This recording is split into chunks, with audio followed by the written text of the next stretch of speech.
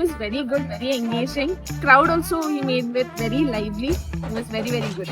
And his voice is so commanding, and he made everyone focus on the stage, and he was very engaging. We enjoyed it. We actually enjoyed Yeah, a lot. very impressive, very good. ಚೆನ್ನಾಗಿತ್ತು.